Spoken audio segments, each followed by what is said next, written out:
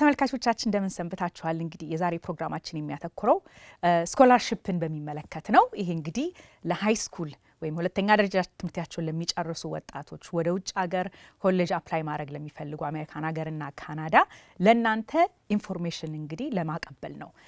እንግዲህ ካሁኑ ማለት የምፈልገው ብዙዎቻችሁ ከዚህ በፊት ስኮላርሺፕ ፕሮግራም አዘጋጅተን በምናቀርብበት ጊዜ ይሄ ወይኔ ሄለን ሾው ወይም ደግሞ እንግዶቻችን እናንተን ፐርሰናሊ የምንረዳበት አቅሙ ስለሌለን ለእናንተ ግን ኢንፎርሜሽን ለማቀበል ነው የሚያስፈልጋችሁ። ሲስተሙ እንዴት ነው የሚሰራው፣ ምን አይነት ስኮላርሺፖች አሉ፣ እንዴት አድርጋችሁ ማግኘት ትችላላችሁ የሚል ይሄ እንግዲህ በራሳችሁ ይህንን ሰምታችሁ ሪሰርች አድርጋችሁ የሚያስፈልገውን ስራ ሰርታችሁ የምትፈልጉበት ትምህርት ቤት ለመሄድ የምትችሉበትን ሁኔታዎች ለእናንተ እንግዲህ ሙሉ በሙሉ ለማካፈል ነው ማለት ነው። የካናዳንም የአሜሪካን ሀገርንም ሲስተም ማለት ነው። እንግዲህ መጀመሪያ በካናዳ ስላለው ፕሮግራም ነው የምንነጋገረው። እንግዲህ የዛሬ እንግዳይ አልፋ አበበ ካናዳ ተወልዳ ነው ያደገችው። በደንብ እሷ ሙሉ ለሙሉ መረጃ ለማቅረብ በደንብ ኮምፎርታብል ሆና ለመናገር እንድትችል ከሷው ጋር የምናደርገውን ቆይታ በእንግሊዝኛ ይሆናል። እንግዲህ እስቲ ላስተዋውቃችሁና አልፋን ወደ ፕሮግራማችን እንሄዳለን ማለት ነው። ሃይ አልፋ, welcome to the program. Yes, so Alpha Abebe is currently an assistant professor in humanities at McMaster University, which is in Hamilton, Ontario, in Canada. She completed her doctorate in international development at Oxford University in 2016. Some of her research interests include Ethiopian and African diaspora, transitional identities, youth cultures and practices, and politics of race and ethnicity. Alpha has spent several years as an international community development practitioner, and her advocacy research and professional efforts have been largely devoted to young people from Black and immigrant communities. So Alpha was born and raised in Toronto and to Ethiopian parents, and she now lives there with her husband and their 2 children. So Alpha, I really appreciate you doing this program with us. In the past, the scholarship programs that we've done. So Alpha, help us understand the Canadian education system in terms of credentials and qualifications students need and the type of schools that they can apply to. So can you just cover that from the outset for us? Okay, sure. Yeah, so I mean, in many ways, the Canadian system is very similar to the American system as far as post-secondary education. So for students who are, already based in Canada and are transitioning to post-secondary, they need to complete grade 12 in high school, and they generally, if they're moving to post-secondary education, they're choosing between 2 streams. So so in Canada, one of the things that's important to distinguish is that I know the term college is often used, as a general term to include both, universities as well as community colleges. In Canada, those tend to mean 2 different things. So when we talk about college, we're talking about in what's in an American context, a community college. Mm-hmm. So so those are diploma programs, generally 1 to 3 year long diploma programs for students who are interested in more applied learning. So they tend to be the kinds of diplomas that will lead directly to like very applied employment opportunities. And if they're not the ones that you would take if you're interested, for example, in continuing on to further graduate studies, you would need to do additional credentialing if you were doing a community college. So in Canada, those are called colleges. And then universities are generally 4-year degree programs where you can get a bachelor in arts, in science, in business, very similar to many other places in the world. And the kinds of, qualifications that you would need as any student, really, whether you're an international student or a domestic student, are, generally, decent grades. So in Canada, it's a very large country physically, but our population is not as dense as the States. So we have far fewer colleges and universities than you would find in the States. Mm-hmm. But what I will say is that on the whole, most colleges and universities have a very good standard of education. So the process of getting accredited as a college or university is very stringent in Canada. So across the board, most schools are really great schools. And so it really depends on what your interest is in terms of what school is the best fit.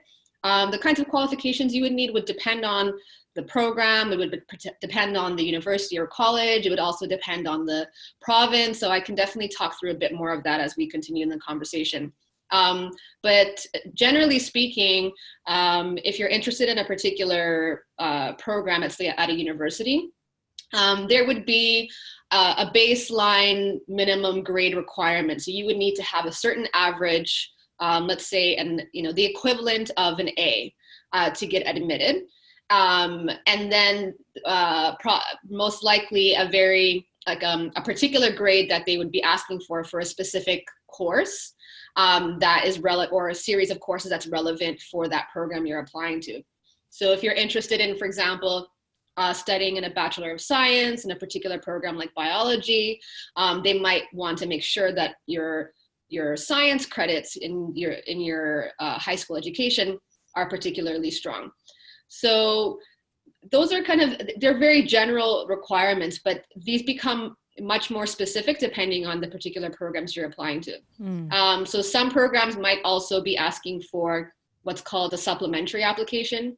And so these are like essay questions where they're asking you, why do you want to study in this program? What's your interest? Tell us your story. And sometimes those are additional requirements that are required for admission.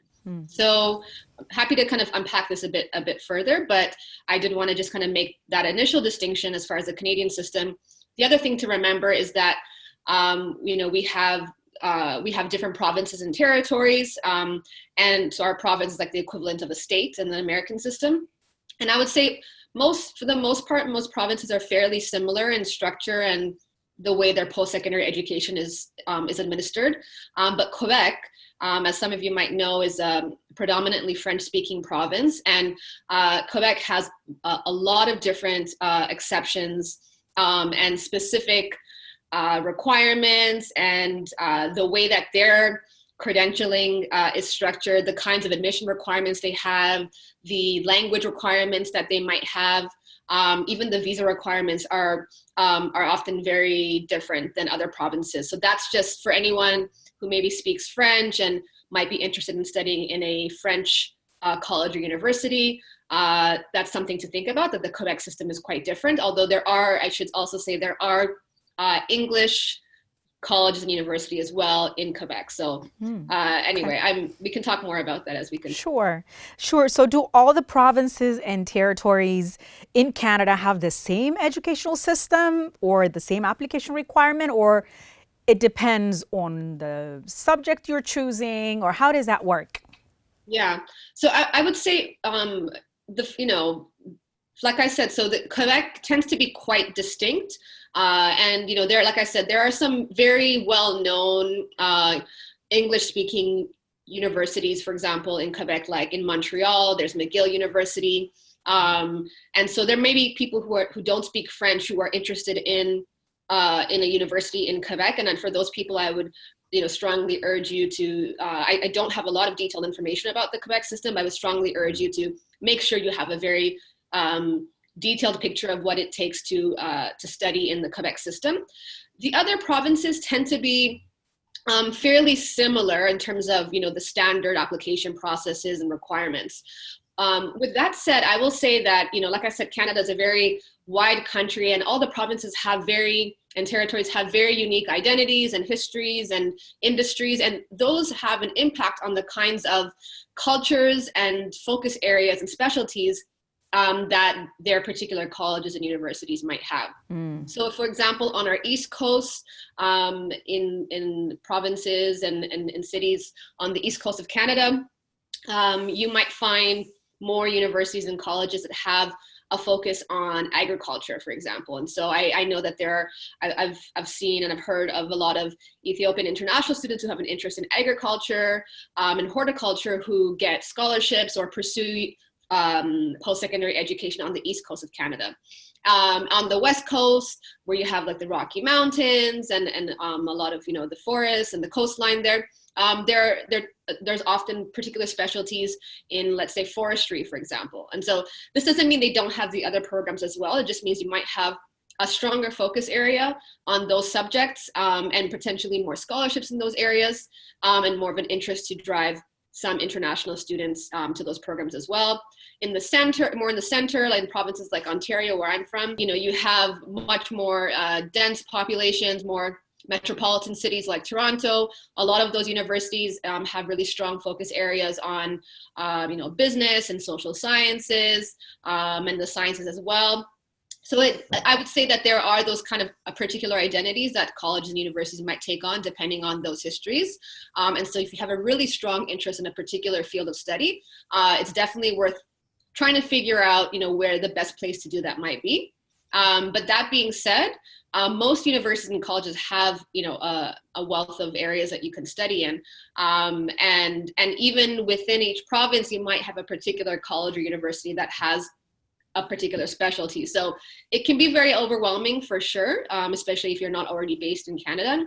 And so that's why it's so important to take your time and start to do your research early so you get a better sense of what your options are. So let me ask you, so what are some of the key issues, especially international students, should keep in mind when thinking about applying to schools in Canada? So I think, for me, I think I say this about anybody thinking about any kind of study area, but particularly for international students, because of how much investment, financial and time, and just the cost and the change that's required to become an international student. I think it's really important to ask yourself the important questions about why you want to do it to begin with. What's your motivation? What are you hoping to get out of this? Do you have a realistic picture of what it's going to look like, what it takes, what the experience is going to be like, and what benefit that's going to have to you for your long-term goals. Sometimes, the common expression, the grass is greener on the other side. Sometimes, studying abroad might sound really fancy, might sound like the best option.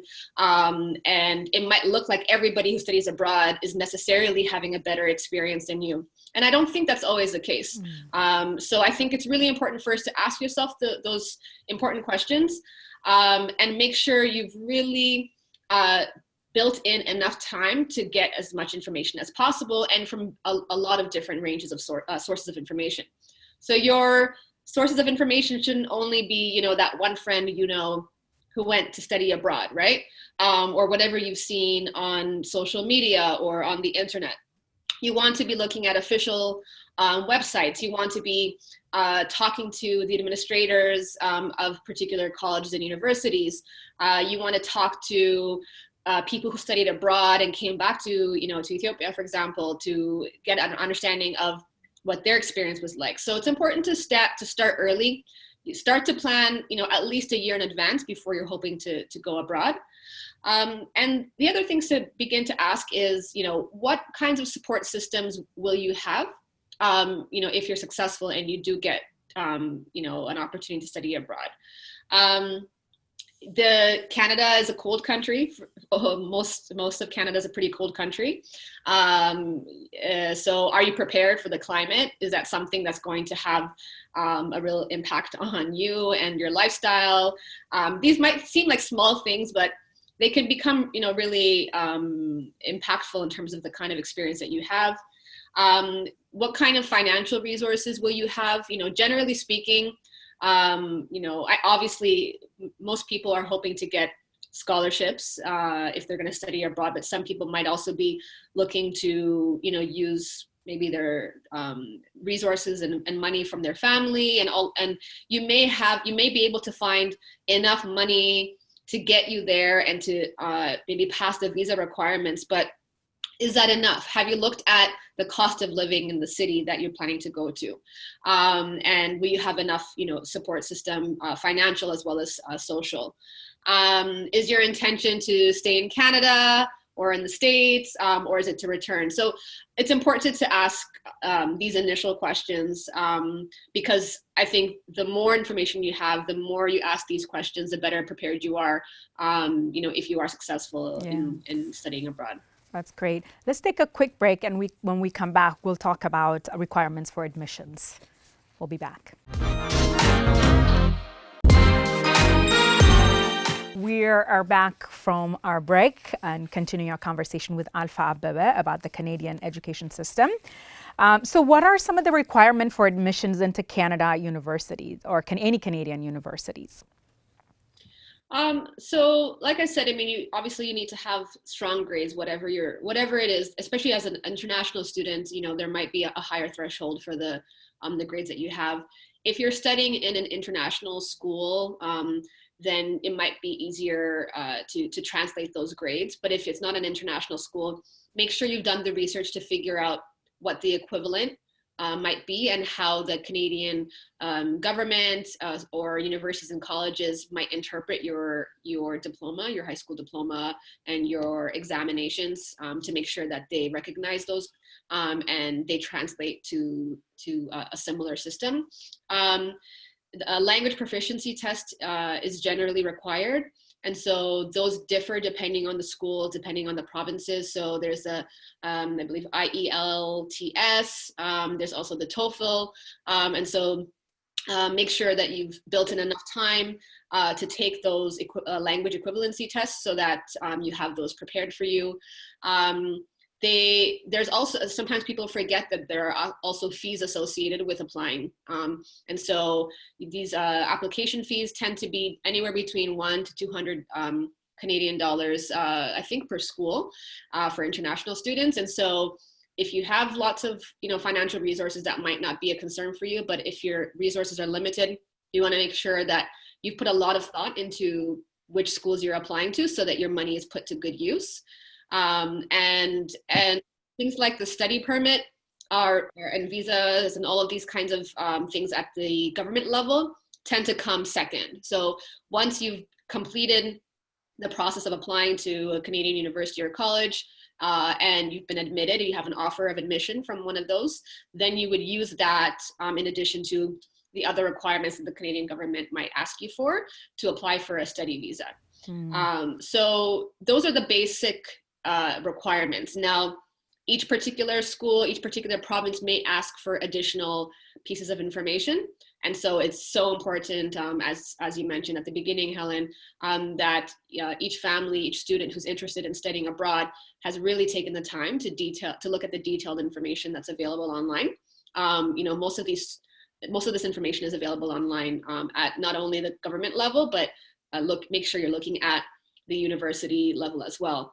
And I think it's important to also mention that, you know, sometimes those university websites and college websites can be really overwhelming because there's so much information. Most of them do a pretty good job of having a dedicated area on their website dedicated to potential international students. So they generally have, you know, pretty well-resourced international student offices. And so there are, you know, staff and student groups and lots of infrastructure and lots of information available to potential international students as well as current international students. So find your way to that part of the website and make sure that's what you're reading. Make sure you're not reading just a general admission information, because what you want to make sure is that you're getting information about, you know, how international students specifically can get admitted. And I think just in general terms, and we're going to talk about with our other guests about the American system, but I think in general, sometimes, you know, international students are so intimidated by the information. Sometimes they don't even know where to begin or at what juncture. But I think the key is to do your research, to do the due diligence. You know, what do I want to study? Where do I want to be? And then based on that, pick and choose the colleges that you want to focus on, right? I think the biggest hurdle is, you know, for most international students, it's the financial commitment, right? In Canada, I mean, in America, there are gazillion ways for people to have access to various scholarships, because it's not just from the schools itself. There are corporate scholarship opportunities. There's many various ways in the US to have access to scholarship money. How is that in Canada? It would be very similar to the States. So you will have opportunities that are more general. So, based at a community level. So by that, I mean, you might have a random nonprofit organization or a company or corporation that has a commitment to supporting students in general, or maybe even particular like international students, for example. And like you said, those could be anywhere really. That's just a matter of doing the research to find those.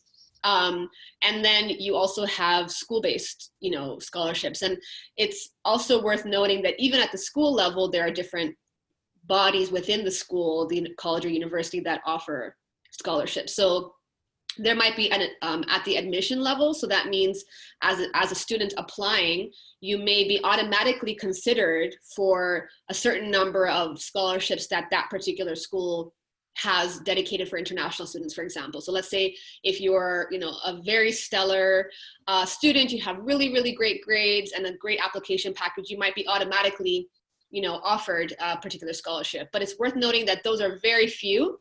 I wouldn't put too much, I wouldn't solely rely on those. But then if you go to, and, again, going back to your points, Helen, about, where do you find the information?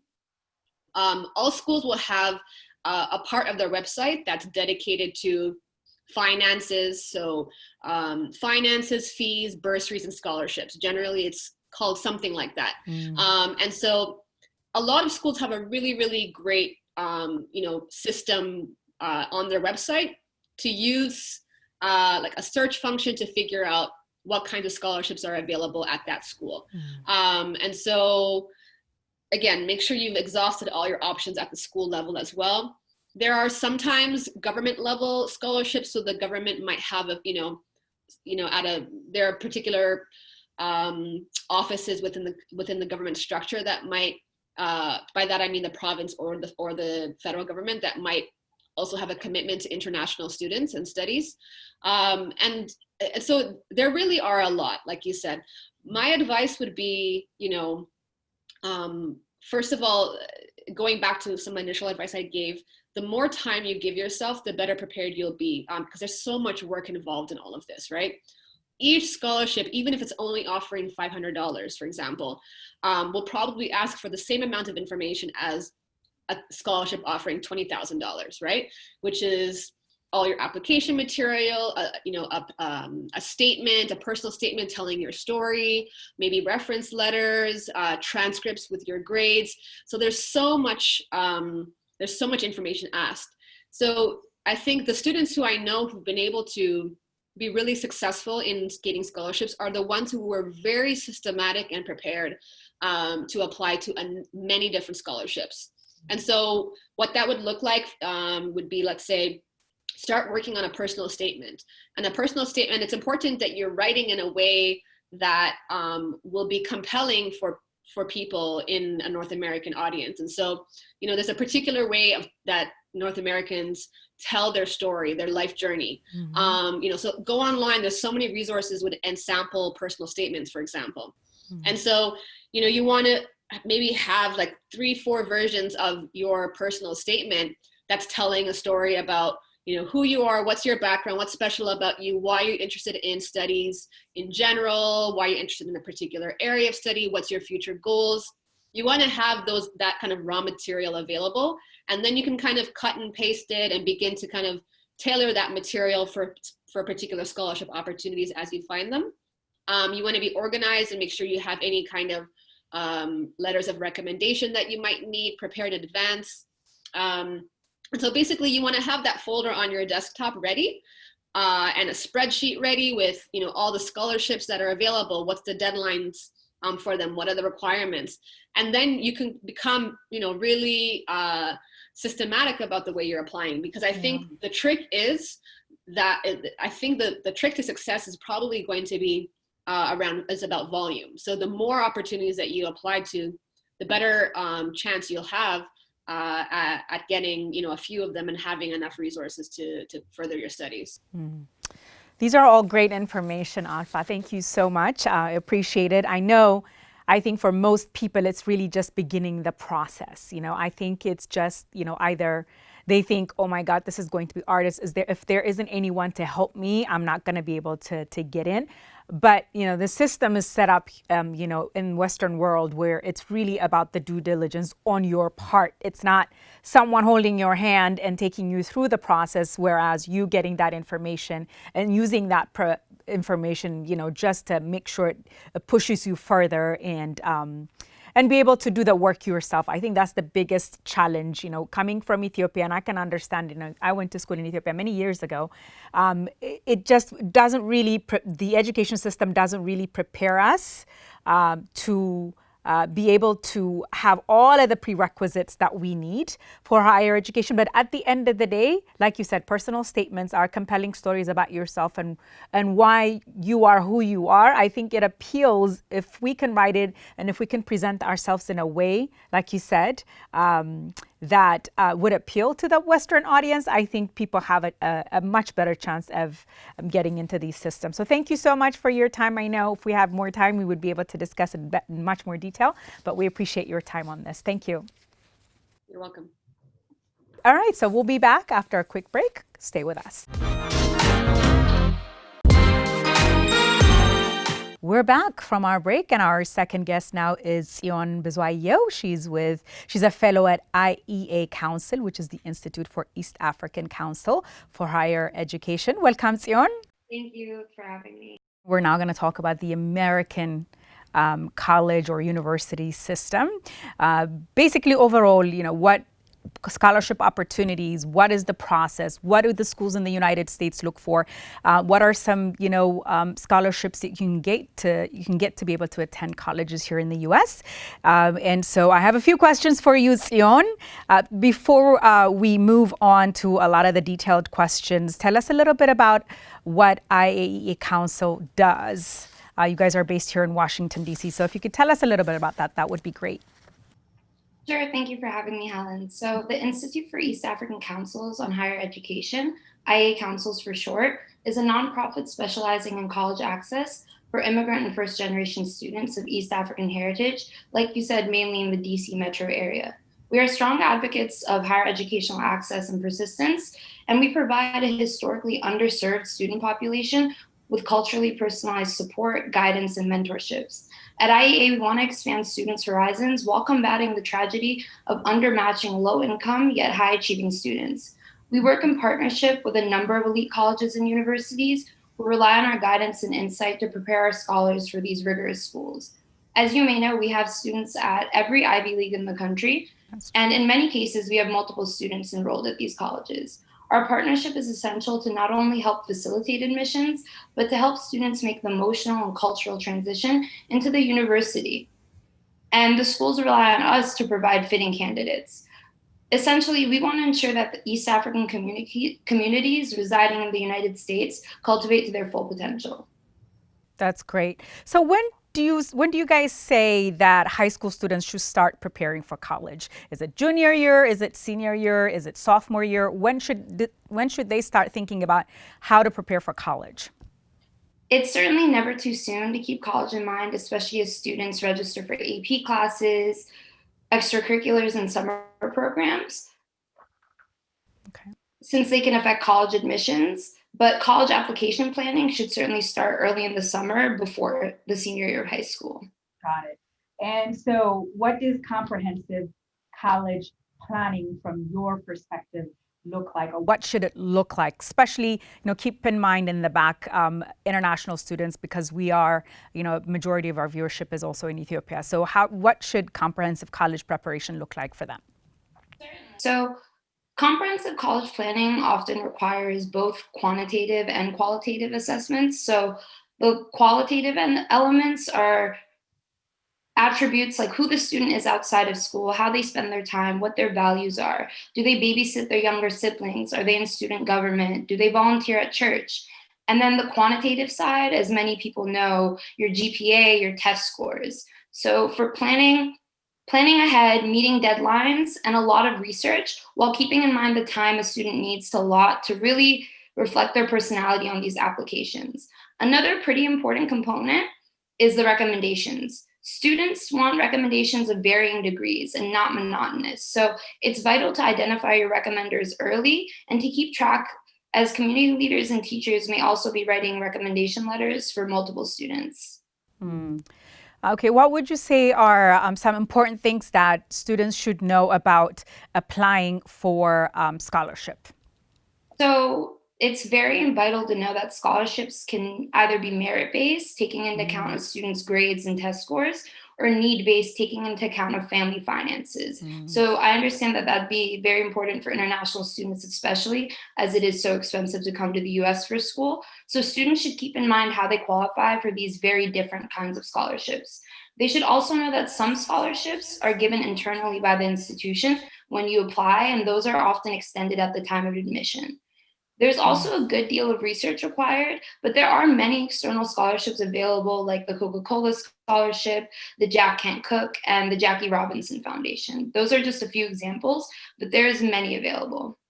So students should not just focus for their financial needs in the school, but they should be able to look outside to various corporate foundations that could potentially have scholarships available for them, right?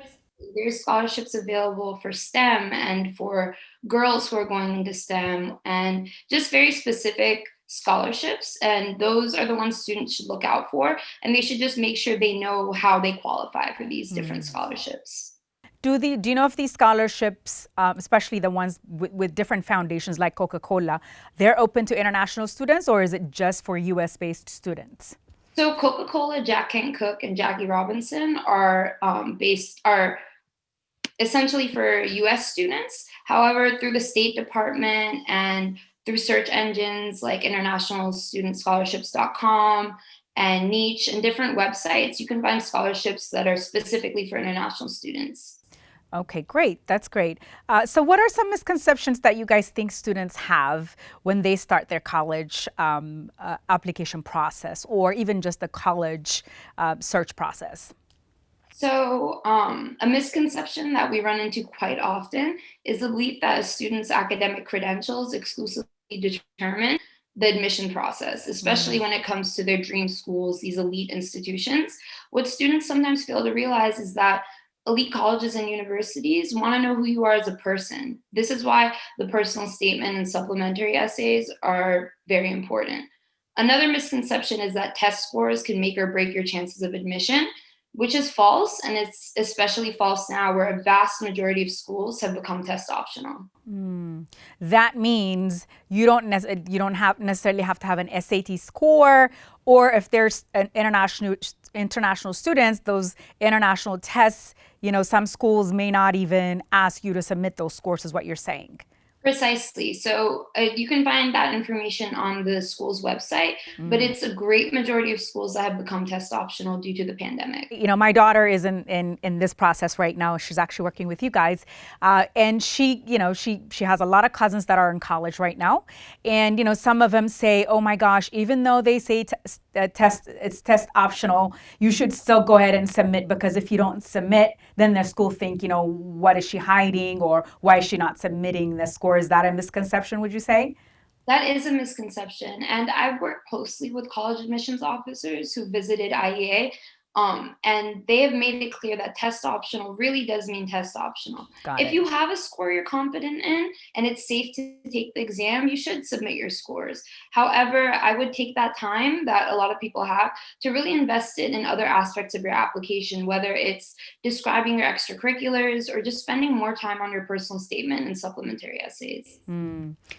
Talk about the value of participating in various activities or leadership roles and opportunities outside of school or even within your school, because I know I went to school in Ethiopia for until about junior or even high school, and we don't really do any extra, at least at the time. Now things might be different in Ethiopia, I'm not really sure. But there weren't really any opportunities for students to participate in leadership roles, and whether it's in a nonprofit or whatever it is. But that is really, really critical for U.S. universities and colleges. So talk about those activities and what could they be if they're international students, so that they can prepare themselves.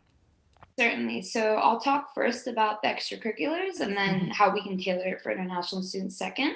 So extracurricular activities, and leadership positions are really just testaments to students' character. Where you spend your time really depicts your own values and your personality. Whether it's captain of a sports team, volunteering at a local church, or through student government, you can highlight how you contribute to the community you're already a member of, which speaks volumes to how you will contribute once you're on campus. And schools really want to know that. They also want to know how you handle time management as you juggle things outside of school. So it's just one way to really substantiate who a student is and what communities they are a part of.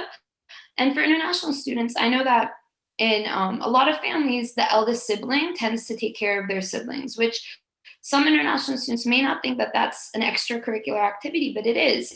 And that is something they can list: involvement in church. And also, international students should also keep in mind that they can create these opportunities for themselves. They can start a club in their school. They can start a math team and start these organizations that they can list if they don't already exist at their schools. And there are a lot of nonprofits in Ethiopia that they could actually at a high school level go and volunteer. They could go and volunteer over the weekend. It could be a shelter. It could be whatever it is. It might be an organization that your church supports. So you can go there and volunteer and take leadership role organizing. It could be food drive. It could be raising funds for a lot of different, charity organizations, but you actively participating and demonstrating whatever you participate in. And it could be neighborhood cleanup group, but you might be cleaning your neighborhood and you might organize that a monthly cleanup. So it's just the school needs to see what kind of a person you are outside of your grade. And I know that might be difficult in Ethiopia, but there's many ways for you to establish who you are as a person by volunteering. So I just wanted to make that point for students in Ethiopia. How do admission officers view the extracurricular activities? Let's say if someone is submitting an application from Ethiopia to a university, how do they kind of evaluate, because they're not their traditional, American, could be like an American students might be participating in. How do they evaluate that? I also wanted to add that admissions officers understand that certain activities like soccer team and baseball might not exist in Ethiopia. And they understand that the context is different. So for students who are worried about not having the right extracurricular activity, that's less important as it is just to display how you spend your time outside of school. Like you mentioned, the lens in which they view extracurriculars varies on the school. Some schools do value some kinds of extracurriculars over others. Tech schools might like to see more science-oriented programs like Robotics Club or Science League. However, liberal arts schools might want to see various kinds of activities. But it's good to just keep in mind that demonstrating the diversity and involvement is key. The Common App, which is what many universities use, only give you 10 slots to describe your extracurriculars that you've participated in from grade 9 through grade 12. So demonstrating the diversity and demonstrating the different things that you've done is important. That's great. These are all great, important information. We'll take a quick break and we'll be right back. We're back and we're continuing our conversation with Sion with IEE Council. Let's talk about application for essays. I mean, they're a huge part of your college application process. Can you tell us how admission officers look at student essays? So admission officers are looking to see who the student is off paper. By the time an admissions officer gets to your essay portion, they will have known your grade point average, your test scores, and even your extracurriculars. So it's really a chance to show what makes you different. What is there about you that's not depicted through test scores and clubs and your grades? So it's really a chance for students to describe their identity.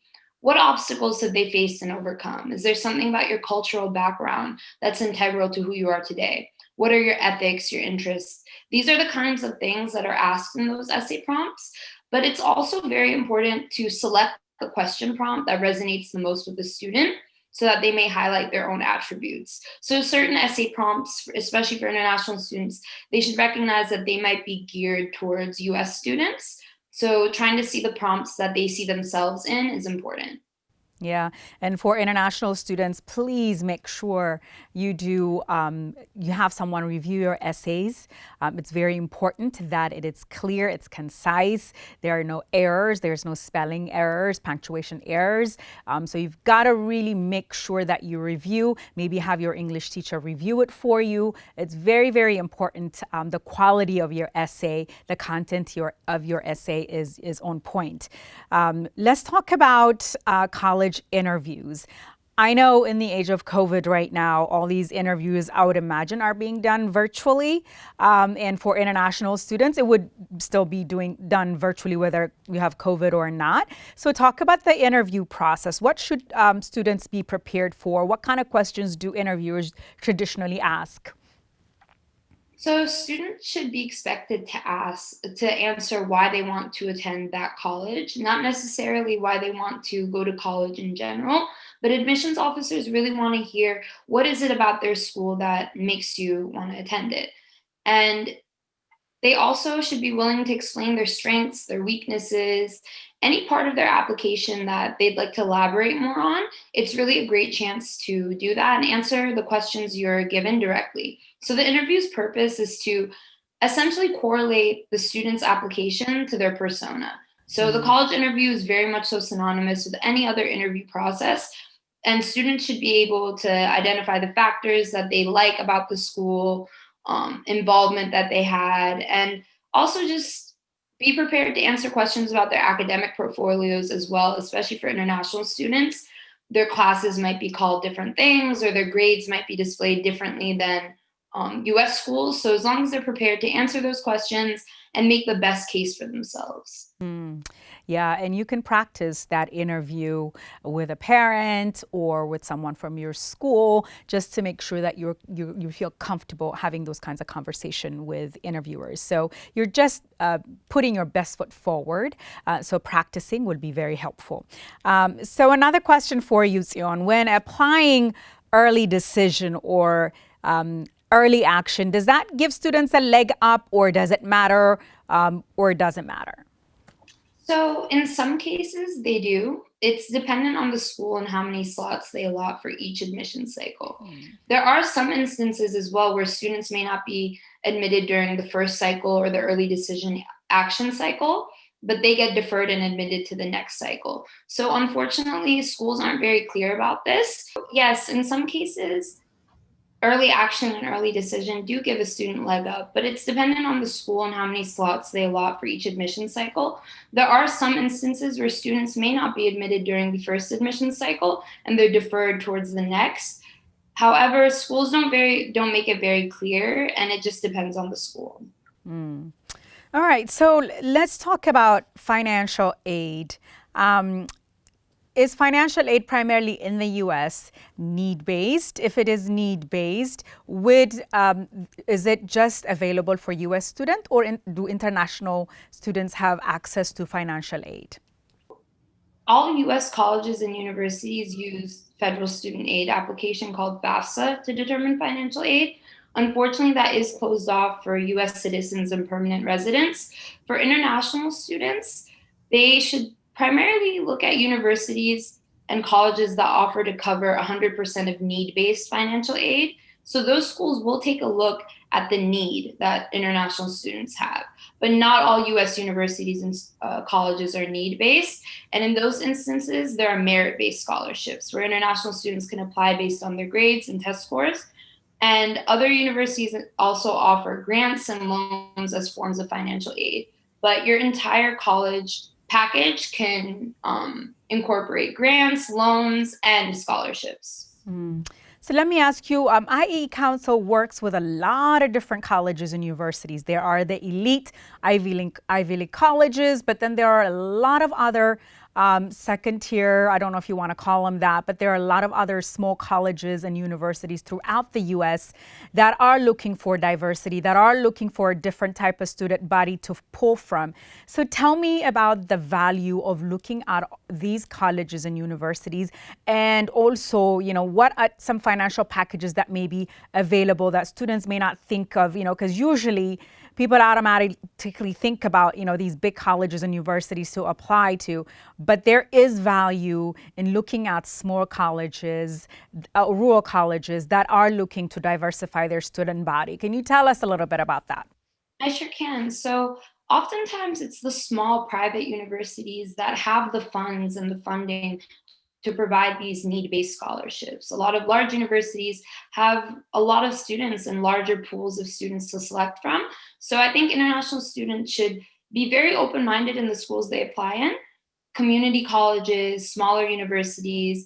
I think understanding that schools in the US have a lot of varying degrees is helpful for international students to understand that maybe it's not going to be UCLA or Harvard or schools that they've heard of, but to keep in mind that there are small schools all over the country that are just as amazing and oftentimes want the diversity and they want to invite these students from international schools.